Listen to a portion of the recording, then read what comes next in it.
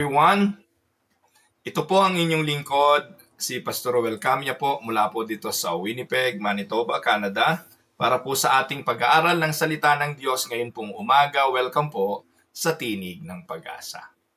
Sa pagpapatuloy po ng ating series sa Aklat ni Santiago or in the Book of James, ipagpapatuloy po natin ito sa chapter 3 verses 18 o 13 to 18. Pinamagatan po natin itong True Wisdom from Above. At ito po ay hahanguin natin sa chapter 3 of James verses 13 to 18. Samahan po ninyo ako at atin pong basahin ang mga talata. Who is wise and understanding among you? Let them show it by their good life, by deeds done in the humility that comes from wisdom. But if you harbor bitter envy and selfish ambition in your hearts, do not boast about it or deny the truth. Such wisdom does not come down from heaven, but it is earthly, unspiritual, demonic. For where you have envy and selfish ambition, there you find disorder and every evil practice. But the wisdom that comes from heaven is first of all pure, then peace-loving, considerate, submissive, full of mercy, and good fruit, impartial and sincere.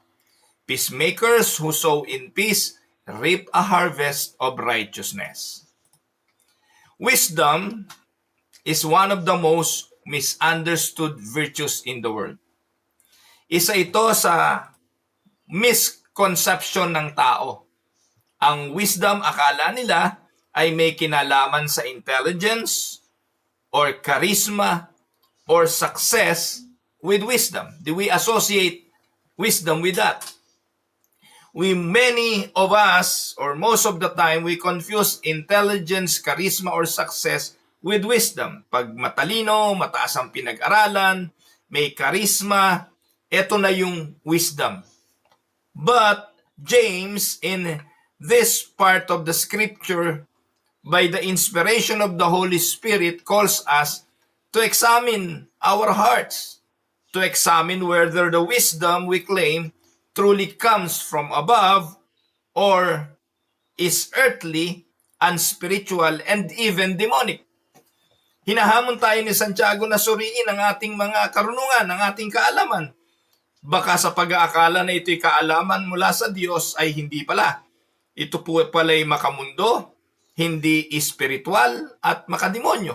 Yun po ang sabi ni Santiago. Kaya in this passage, James contrasts false wisdom. Ano resulta nito? The false wisdom breeds division, selfish ambition, samantalang yung true wisdom ay nagpo-produce ng peace and righteousness. So, kinumpara ito ni Santiago. May dalawang uri ng wisdom. The wisdom that comes from God and the wisdom of this world, and spiritual wisdom and demonic wisdom. And James, in his letter, calls us to evaluate the source and the fruit of our lives. Kagaya po ng lagi natin pinag-aaralan, no?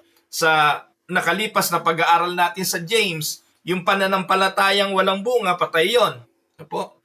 Pinag-aralan din natin kahapon, yung papaano kokontrolin ng dila at ang nakakakontrol daw ng dila ay yung mga taong pinapangunahan ng Espiritu Santo. At dito naman, tinatalakay ni Santiago na hindi palibasa, ang tao ay may pinag-aralan, mataas ang karir, may wisdom na from above. Binibigyan ng distinction ni James ang karunungan ng mundo, ang kaalaman ng mundo at ang kaalaman galing sa Diyos. So tingnan po natin at ating pag-aralan. Ang biblical context nito ng ating pag-aaral, gaya ng ating laging binabanggit, ang sumulat nito ay si Santiago. Kapatid siya ng Panginoong Jesucristo kay Mary at siya ang sumulat ng Aklat ng Santiago para sa mga believers na Hudyo na nangalat sa iba't ibang bahagi ng mundo. Ang sulat nito na ito ni Santiago, gaya ng lagi natin sinasabi sa pag-aaral, ay practical, deeply practical, pero puno ito ng theological inclination and theological insights. So, the immediate context of James chapter 3 verses 1 to 12 addresses the danger of the tongue. Ito yung tinalakay natin kahapon. Kaya sinabi niyang huwag maging guro ang marami sa inyo. Now, James transition from the danger of the tongue to the underlying source of how we speak. Do we speak with wisdom? Ang tanong, yung bang wisdom na ginagamit natin ay from God or from this world? Or baka nga worse, ay demonic wisdom. So in the Greco-Roman world, teachers and philosophers were admired for eloquence and intellect. Nung araw, panahon ng Roma, uso yung pagdidebate, yung pagtatalumpati. At ito po ay isa sa libangan ng mga Romans nung araw. Ginagamit nila ang kausayan nila sa pagsasalita, yung mga mahuhusay na mga debaters, no? Sa panahon nila ay isa ito sa panoorin ng bayan. Pinapakita ang kausayan sa pamamagitan ng paggamit ng kanilang mga labi, ng kanilang mga dila sa pagpapahayag. But here, James redefines greatness, not by head knowledge or by persuasive words, but by the humble conduct. Ano ang sabi ng Biblia? Makapagsalita man ako ng wika ng mga anghel, ang sabi ni San Pablo. Ngunit wala naman akong pag-ibig, ano ang silbi nito? Magsalita man ng may kahusayan, mahusay man sa persuasion, pero hindi humble ang puso, wala rin itong silbi. At ito ang gustong pagtuunan ng pansin ni Santiago. Kaya samahan ninyo ako at ating talakayin ang James chapter 3 verses 13 to 18 verse by verse exposition. So, gaya po ng lagi nating ginagawa, iniisa-isa natin ang pagtalakay ng mga talata. Tingnan po natin ang simulang talata, ang James chapter 3 verse 13. Dito po, binabanggit ni Santiago yung test of wisdom. Madali naman daw pong sukatin ang karunungan o ang kaalaman kung galing ito sa Diyos. Sabi diyan ni Santiago sa verse 13, who is wise and understanding among you. Let them show it by their good life, by deeds done in the humility that comes from wisdom. Dito po, malinaw na sinasabi ni Santiago, yung mga taong matatalinong nagsasalita, dapat nakikita sa kanilang buhay ang kanilang mga sinasabi. Dito po, malinaw na sinasabi ni Santiago na believers must walk the talk. Kung ano yung sinasabi natin, ito dapat ang ating ipinamumuhay. Kung nagsasalita ka ng may kahusayan at may katalinuhan, dapat nakikita ang katalinuhang iyon sa iyong buhay. Hinahamon niya rito yung mga wise, yung mga may understanding. Let them show it by their good life. Hindi lang puro ngawa, hindi lang puro salita. Kahit gaano ka kahusay magsalita, magturo ng doktrina at ikaw na pinakamagaling sa Biblia, kung lahat naman ng mga taong nakapaligid sa iyo buwisit na buwisit sa ugali mo, sablay ang karakter mo, naglalayasan din ng mga taong ito. Hindi dahil mali ang itinuturo mo, kung hindi mali ang ugali mo. Naiintindihan niyo po ba mga kapatid? Kung tama yung sinasabi mo at puno ng wisdom ito, maiintindihan ito ng mga tao. Maiintindihan ito ng kapwa mo mananampalataya. Ang malupit nito, sinasabi mong puno ka ng karunungan pero yung mga taong nakapaligid sa iyo, hindi ka na maunawaan, galit pa sa iyo. Kasi hindi nag-jive, hindi nagtutugma yung sinasabi mo sa ginagawa mo. At ito lagi kong paalala sa mga pastor. Hindi mo kailangan gumamit ng mga salitang hindi naiintindihan, mga theological term na hindi naman nauunawaan na ikaw nga mismo hindi mo maipaliwanag ng ayos.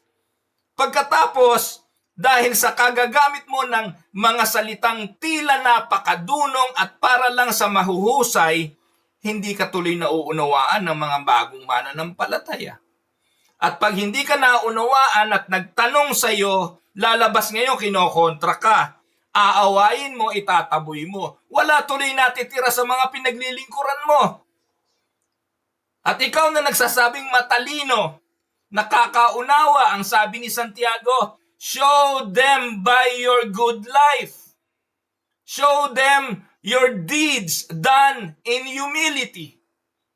Hindi. Minsan nagmamatayog pa.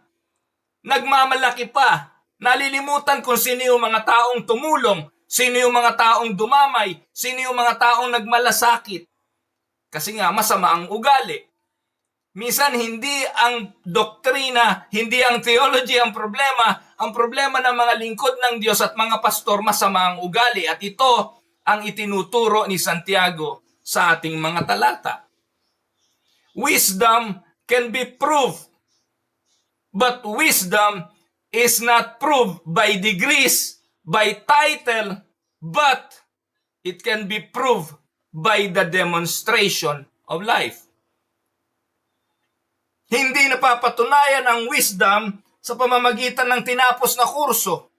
Hindi napapatunayan ang wisdom sa dami ng diploma, kung hindi pa paano itatranslate ang karunungan sa buhay na ipinamumuhay. Yung meekness, mga kapatid, sa Greek ay prowesses, is strength under control, and it is closely tied to humility. Ang biblical example nito, walang iba kundi si Jesus.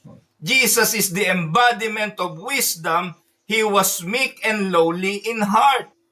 Sa Reformed Insight, ang sabi po, true wisdom flows from regeneration and sanctification, not natural ability.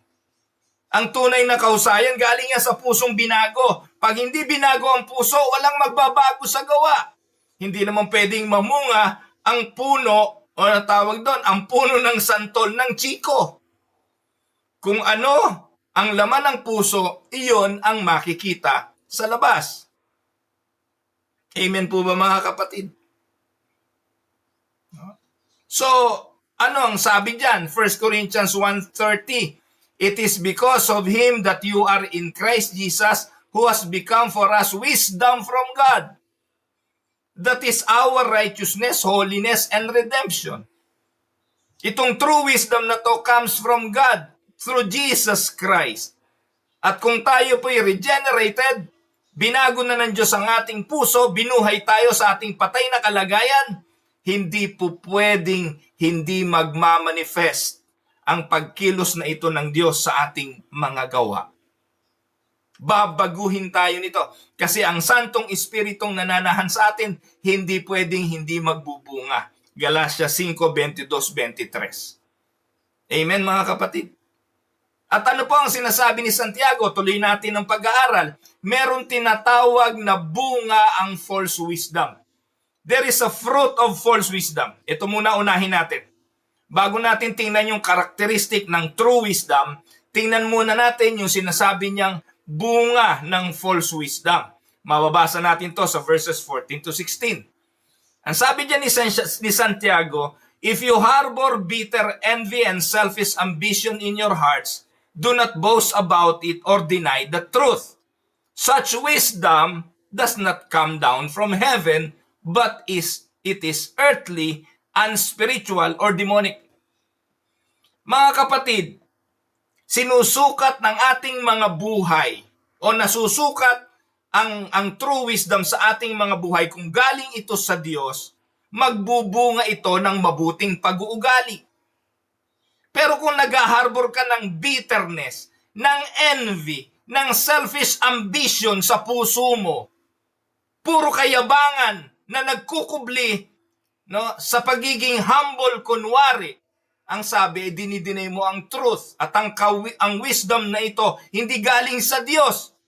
Galing ito sa mundo, unspiritual ito at makademonyo.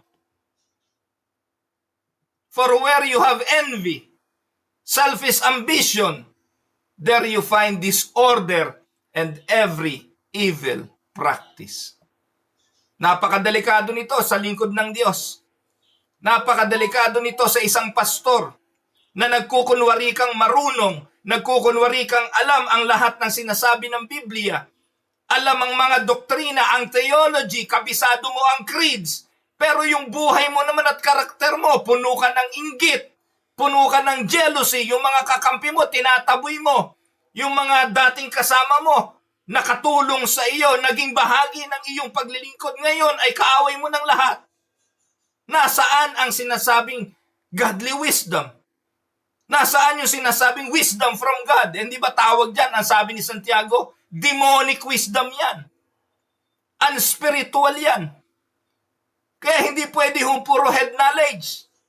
Hindi po pwedeng puro theology ang alam ng utak. Kailangan po yung orthodoxy nagtatransform into orthopraxy. Ipinamumuhay yon. At yun po ipinapasa sa iba. Pero mga kapatid, gaano kakagaling tapos wala ka ng tagasunod. Wala nang naniniwala sa iyo dahil puro ka utak nang wala namang gawa. Ano mangyayari diyan? Baka demonic wisdom yung taglay mo, kapatid. Ano ang sabi? False wisdom is driven by self, driven by envy, driven by ambition.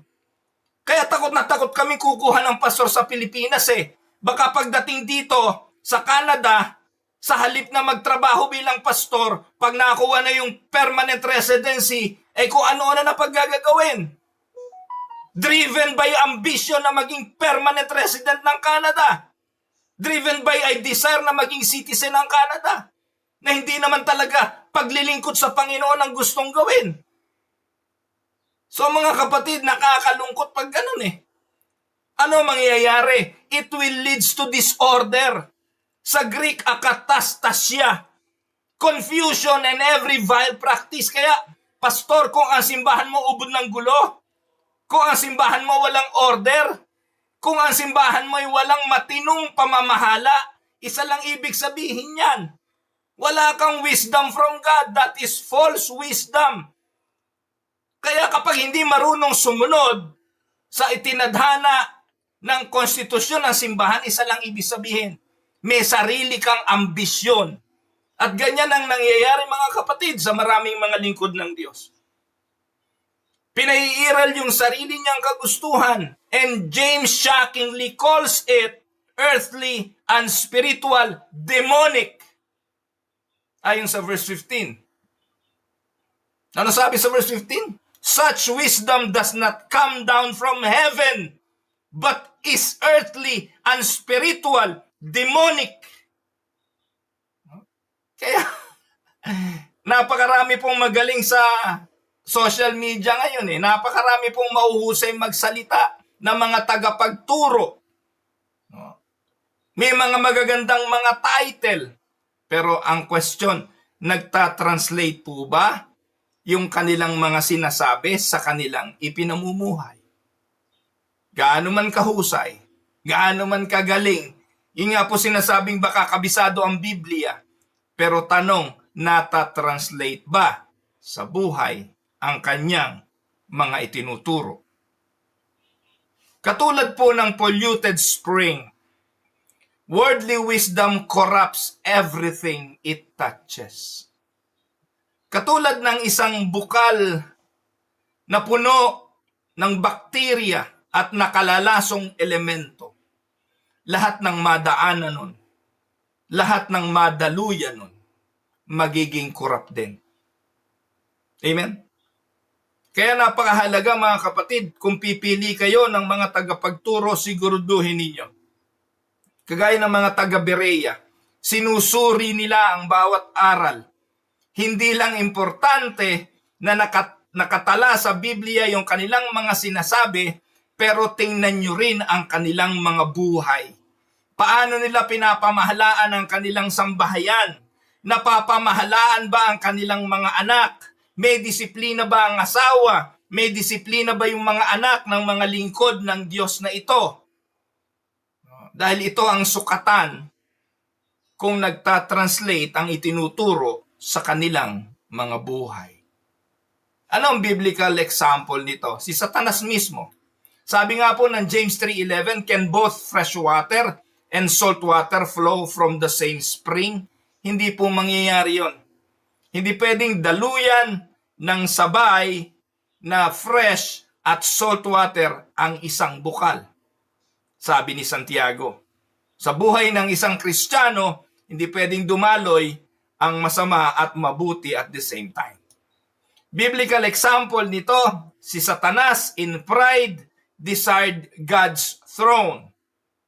Sabi po sa Isaiah 14:13-14, you said in your heart, I will ascend to the heavens.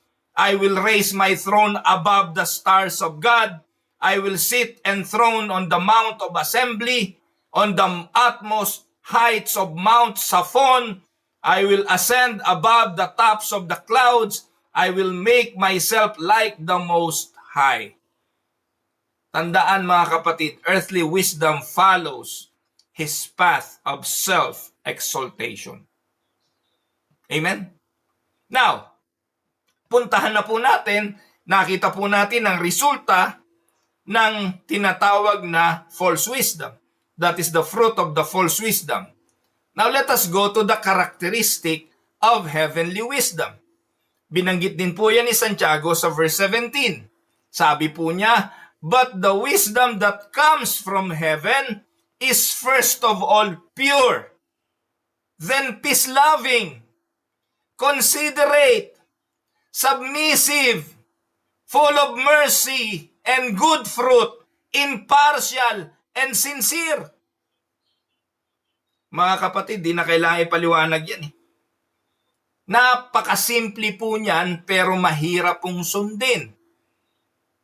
Pero ang sabi, kung naiintindihan ng tao ang kaalamang galing sa Diyos, ang wisdom na galing sa Diyos, magre-resulta ito ng ano?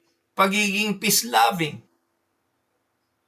considerate, submissive, full of mercy, good fruit, impartial, and sincere.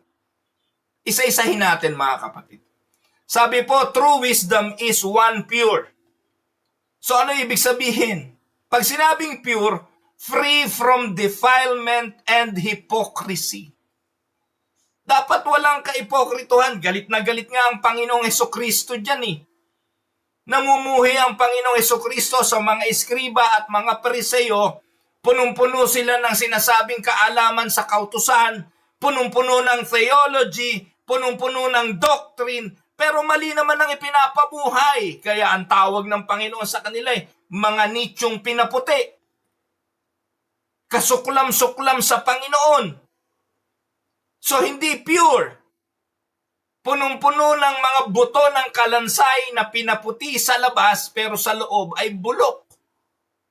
Diyan inilalarawan ng Panginoon ang kaipokrituhan ng mga Pharisees at ng mga Sadducees, no? And the scribes. Pero sila yung kinikilala ng mundo na matatalino. Pangalawa, true wisdom is not only pure but peaceable. Ano ibig sabihin yan? Naghahanap ng reconciliation, not division. Hinahanap yung pakikipagkasundo. Kaya kung pastor ka, nauubos ang miyembro mo, hindi mo inaayos, hindi ka nakikipag-ayos, may malaking problema ka, pastor.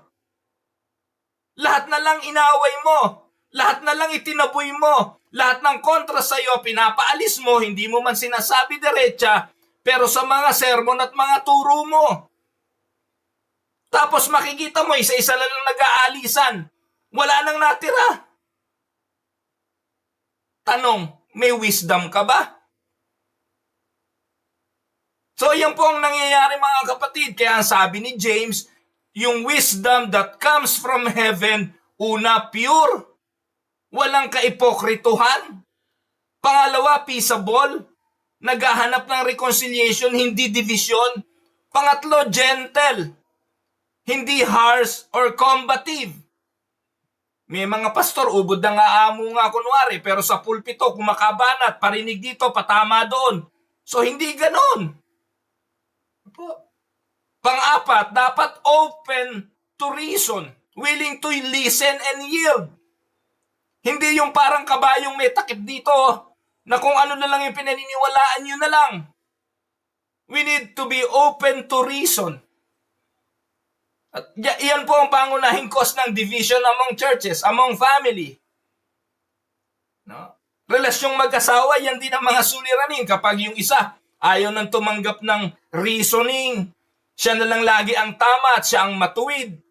So ano mangyayari doon? Ayaw tumanggap ng payo dahil magaling siya. Yan po yung yun po yung resulta ng false wisdom. Dahil siya ang nag-aral sa ganito, siya ang ganoon, siya ang theologian. Nakala niya lahat ng sinasabi niya tama na. Walang willingness to yield and to listen. Hindi true wisdom yun. Because according to James, true wisdom is open to reason. Full of mercy. Reflects the compassion of Christ. Good fruits, seen in righteous actions. Impartial, fair, and just, and not playing favorites. Yung mga nakikinig lang sa'yo, kapanalig mo, yung lang kakampi mo, yung medyo tutal sa'yo, itataboy mo. Impartial. At dapat sincere. Walang kaipokrituhan. Maging sa Reformed Insight, ano po ang sabi? This kind of wisdom reflects Galatians 5:22 and 23, and that is the fruit of the Spirit, which is a result of God's sovereign grace at work in the believer, lalo sa mga lingkod ng Diyos. Napuntahan natin ang verse 18. Let us see the harvest of righteousness. Ano ang bunga ng wisdom na galing sa Diyos? Verse 18. Peacemakers who sow in peace reap a harvest of righteousness. Yung peacemakers, yung pagiging peaceable, resulta yan ng wisdom from God. At aani ito ng harvest of righteousness. The result of godly wisdom is harvest. Abundant harvest of what? Of righteousness. Peace is both the means and the result. Kaya mga kapatid, ikaw mismo, suriin mo sarili mo, napagkakatulog ka ba? May kapayapaan ba puso mo? Pag wala kang kapayapaan at hindi ka mapagkatulog, isa lang ibig sabihin yan. No? Tinakasan ka ng wisdom from above. Because if you have the wisdom of God, you will have peace. And peace is not only the means, but the result of having godly wisdom. Amen mga kapatid. Peacemakers cultivate a Christ-like community. Kapag ikay mapagpayapa, makaka-create ka ng Christ-like community. Napakasarap maglingkod kung ikay pastor sa isang iglesyang merong kapayapaan. Hindi yung alam na alam mo sa loob ng simbahan mo, sa loob ng iyong pinaglilingkuran, kampi-kampi. Alam mo, may isang grupo doon na laban sa kabilang grupo. May grupo doon na kontra sa iyo. Nako, nakakatamad pong maglingkod kapag ganun. Pero pag alam mo, ang kapatiran ay ginagabayan ng isang wisdom, ginagabayan ng wisdom from God, the church will harvest the abundant fruit of righteousness. If we sow peace, we will reap a harvest of righteousness. Amen po mga kapatid. So, ano ang biblical example nito? Ang biblical example, si Barnabas. Si Barnabas, he was considered to be a wise and peace-loving man who brought many to the Lord. Acts 11:22-24, news of this reached the church in Jerusalem, and they sent Barnabas to Antioch. When he arrived and saw that the grace of God had done, he was glad and encouraged them all to remain true to the Lord with all their hearts. Barnabas was a good man, full of the Holy Spirit and faith, And a great number of people were brought to the Lord. Because of whom? Because of Barnabas. Take note, great number of people were brought to the Lord. Hindi itinaboy palayo. Pinadami. Because of what? Barnabas was a good man. Barnabas was full of the Spirit and faith. Kaya mga kapatid, kung ikay may godly wisdom, kung may karunungan kang galing sa Diyos, hindi pwedeng hindi lalago ang iyong paglilingkod. Amen. Hindi pwedeng hindi makaka-attract ng tao. Mga kapatid, ang Diyos naman ang nagliligtas. There is no question to that. Pero nakakalungkot ka, pastor, ikaw na naglilingkod sa simbahan, sa halip na sa'yo pumunta, sa ibang simbahan pumupunta. Kapag hindi ka pinagkatiwalaan ng Diyos na mag-alaga ng marami, isa lang ibig sabihin, wala kang kakayahang mag-alaga. Kaya nga ang unang-unang qualification sa pastor unang napapamahalaan ang kanyang sambahayan. Kung hindi niya kayang pamahalaan ang kanyang sambahayan, paano kang pagkakatiwalaang mamahala sa iglesia ng Diyos? No wonder nauubos ang miyembro ng simbahan kapag ang pastor walang wisdom from above na mag-alaga. Ngayon, naniniwala ako kung ang pastor ay bukas lang ang isipan at marunong makinig sa mga ipinapayo ng mga matatanda, ng mga naunang mga pastor, titino naman at matututo. Kaya lang ang problema nitong mga false wisdom na meron ang maraming pastor, ayaw nang makinig. At ang mangyayari, sasarhan na ang kanilang puso, hindi natatanggap ng anumang payo. Ano mangyayari dyan? Idadamay ang iglesia, idadamay ang mga kapatiran, idadamay mo ang buhay ng iba. Napakasimple. Be like Barnabas. Be peace-loving. Because that will bring many to the Lord. So bilang illustration, a farmer who plants peace will one day reap a field full of righteousness. Tandaan niyo, ang magsasakang tamad magtanim, wala namang aanihin eh. Ang magsasakang hindi nagtatanim, walang aanihin. Pero take note mga kapatid, kung ano itinanim mo, yun din naman ang aanihin mo. Magtanim ka ng sama ng loob, ano aanihin mo? Alam mo, umani ka ng mabuting loob. Magtanim ka ng masamang ugali, ano aanihin mo? Hindi masamang ugali din. Magtanim ka ng kapayapaan. And one day, you will reap a field full of righteousness. Now, let us consider some practical application. Practical application dito. Una, evaluate your wisdom source. Saan galing yung karunungan mo? Saan galing yung mga natutunan mo? Saan galing yung mga bagay na itinuturo mo? Saan galing yung mga bagay na ipinamumuhay mo? Itanong mo, is my speech and behavior humble, peaceable, pure, or self-serving? Pangalawa, pursue heavenly wisdom through the word and prayer. Ipursu mo ang karunungang panlangit galing sa salita ng Diyos at sa marubdob na pananalangin. Ang sabi ni James chapter 1 verse 5, if any of you lacks wisdom, let him ask God. Diyos naman ang nagbibigay ng karunungan. Amen po ba mga kapatid? And let wisdom guide your relationships. Bantayan ng karunungan ang iyong relasyon. Relasyon mo sa asawa mo. Relasyon mo sa mga anak mo. Sa mga kapatid mo. Sa kapatiran sa pananampalataya. Tandaan mga kapatid, in your home, workplace, church, strive to be peaceable. Strive to be gentle and open to reason. Amen po ba mga kapatid? Ang bahay nyo, lugar ba ito ng kapayapaan?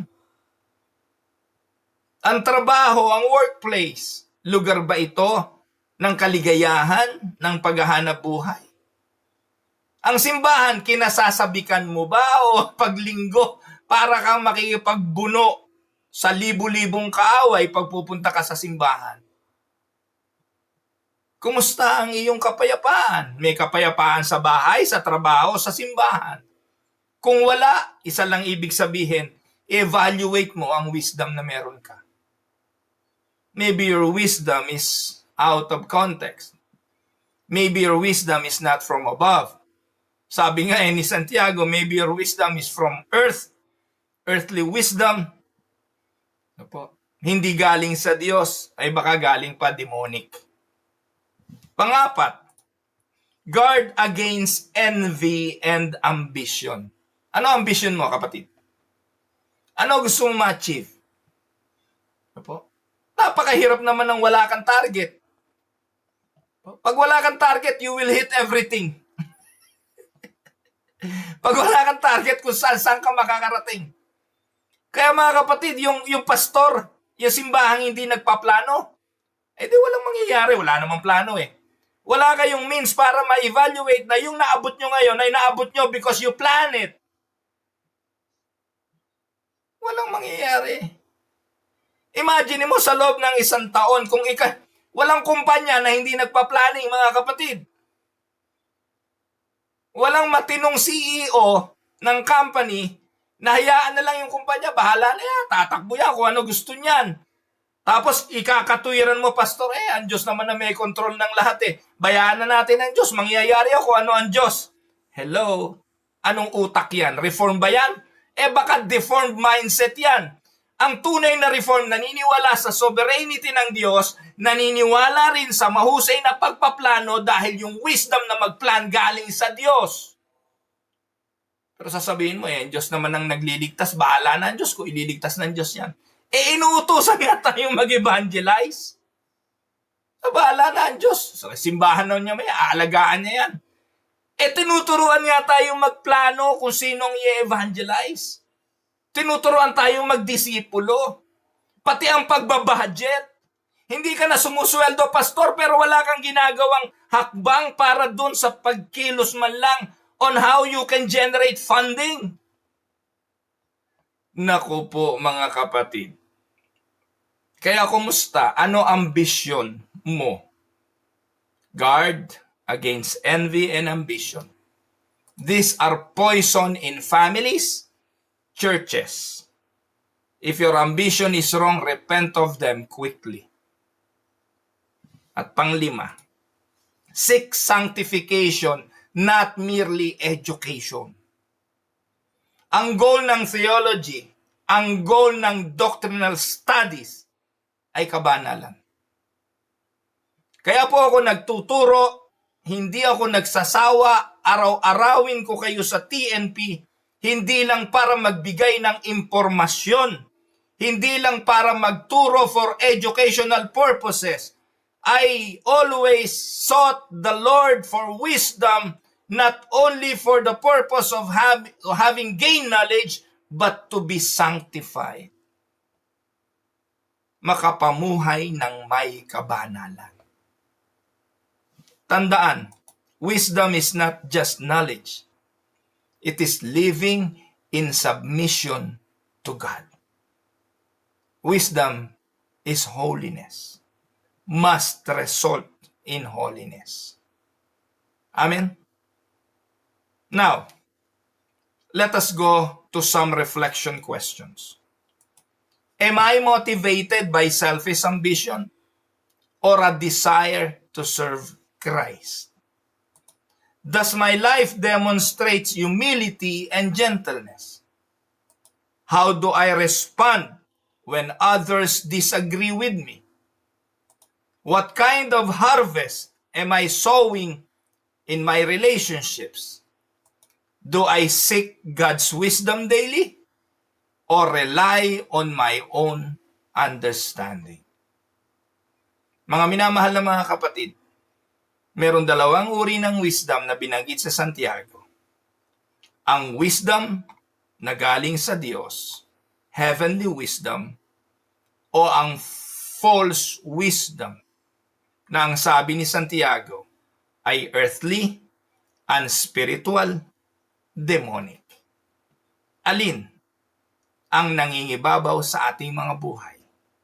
The wisdom from the world or the wisdom of God? Tayo po ay manalangin.